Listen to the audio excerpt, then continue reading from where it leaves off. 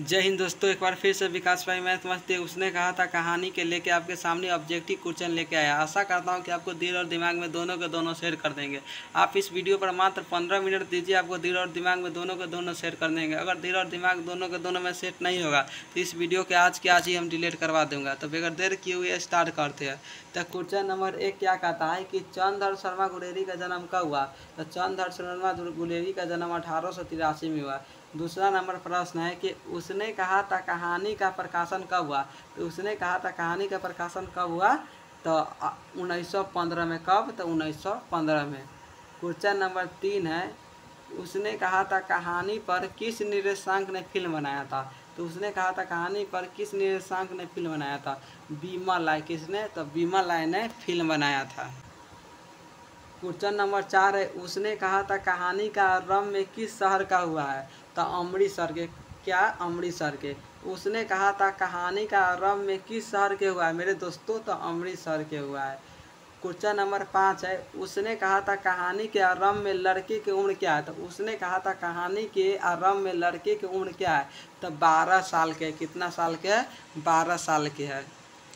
Question number 6 है उसने कहा था कहानी में लड़की की उम्र क्या है। तो कहने का मतलब उसने कहा था कहानी में लड़की की उम्र कितना है। तो लड़की की उम्र मात्र 8 साल है। कितना, तो 8 साल है लड़की की उम्र। क्वेश्चन नंबर 7 है उसने कहा था कहानी का दूसरा भाग कितने वर्षों के बाद अंतराल में आरंभ हुआ था। उसने कहा था कहानी का दूसरा भाग कितने वर्षों के अंतराल के बाद आरंभ हुआ था। तो वह 25 वर्षों के बाद हुआ। कितने वर्षों के बाद, तो 25 वर्षों के। क्वेश्चन नंबर 8 है उसने कहा था कहानी में किस महायुद्ध का वर्णन है। तो उसने कहा था कहानी में किस महायुद्ध का वर्णन है। तो प्रथम विश्व युद्ध का वर्णन है, प्रथम विश्व युद्ध के। क्वेश्चन नंबर 9 है उसने कहा था कहानी में कितने शब्द का प्रयोग किया गया था। कहने का उसने कहा था में शब्द का प्रयोग है सूबेदारनी के लिए। किसके लिए, सूबेदारनी के लिए। क्वेश्चन नंबर 10 है अमृतसर के बाजार में लड़के और लड़की किसके यहाँ रहते थे। तो मामा के यहाँ रहते थे। किसके यहाँ, मामा के यहाँ। क्वेश्चन नंबर 11 है अमृतसर के बाजार में लड़के कहाँ रहते थे। माझे में रहते थे। कहाँ, तो माझे में। क्वेश्चन नंबर 12 है लाना सिंह के बड़ा होकर किस नंबर का जमादार बना। तो 77 सिख राइफल का। क्वेश्चन एक बार और समझ दो राणा सिंह बड़ा होकर किस नंबर का जमादार बना। तो 77 सिख राइफल का, 77 सिख राइफल के। क्वेश्चन नंबर 12 बता चुके। क्वेश्चन नंबर 13 सूबेदार का नाम क्या। तो सूबेदार के नाम क्या है, हजारा सिंह। क्या है, हजारा सिंह। क्वेश्चन नंबर 14 तब तक आप लोग कमेंट करके बताइए आप लोग किस गांव के हैं। तो क्वेश्चन नंबर 14 है सूबेदार के बेटे के नाम क्या है। तो सूबेदार के बेटा के नाम क्या है, तो बोदा सिंह। क्या है, बोदा सिंह। क्वेश्चन नंबर 15 है उसने कहा था कहानी कितने खंडों में है। तो 5 खंडों में। कितने खंडों में, 5 खंडों में है। क्वेश्चन नंबर 16 है लाना सिंह किसके विरुद्ध में लड़ रहा था। तो जर्मनी के विरुद्ध में लड़ रहा था। किसके विरुद्ध में, तो जर्मनी के विरुद्ध में। क्वेश्चन नंबर 17 है लाना सिंह कितने दिनों के छुट्टी पर घर आया था। तो 8 दिन के छुट्टी पर घर आया था। तो कितने दिन के छुट्टी पर घर आया था, तो 8 दिन के। क्वेश्चन नंबर 18 का रहा लाना सिंह क्यों घर आया था। तो लाना सिंह क्यों घर आया था। तो लाना सिंह घर आया था मुकदमे की पैरवी करने। क्या चीज़, मुकदमे के पैरवी करने। अगला क्वेश्चन है क्वेश्चन नंबर 19 है कीरत सिंह लाना सिंह के कौन था। तो कीरत सिंह लाना सिंह के कौन था, भतीजा था। कौन था, भतीजा। अगला क्वेश्चन है 20 नंबर सूबेदार का गांव के नाम क्या। तो सूबेदार के गांव के नाम क्या है, लाना सिंह के रास्ते में। वह देखो सूबेदार के गांव कहाँ है, तो लाना सिंह के रास्ते में।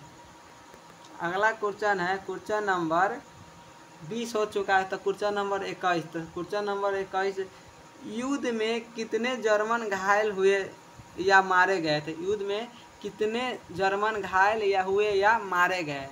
तो 63। कितना, 63। क्वेश्चन नंबर 22 युद्ध में कितने सिख मारे गए थे? युद्ध में 15 सिख मारे गए। कितने सिख? 15 सिख मारे गए थे। Question number 23 number, Dutt Bino प्रदेशाचार्य किसका कथन है? तो यह वर्णा भट्ट के। किसका है? तो वर्णा भट्ट के। जर्मन वाले वेद पढ़कर क्या जान गए थे? विमान उड़ाना। तो जर्मन वाले वेद पढ़कर क्या जान गए थे? विमान उड़ाना। क्वेश्चन नंबर 24 हो चुका। तो क्वेश्चन नंबर 25, डाक बाबू का क्या नाम था? तो डाक बाबू के नाम क्या था? पलडूलाम। पलडूलाम क्या था? पलडूलाम। डाक बाबू के नाम क्या था? पलडूलाम। क्वेश्चन नंबर 26 क्या कहता है? उसने कहा था कहानी पर किसे बड़े समीक्षक की समीक्षा पाठ्य पुस्तक में प्रस्तुत की गई है? तो रामचंद्र शुक्ल। किसके? तो रामचंद्र शुक्ल। किसके? तो राम।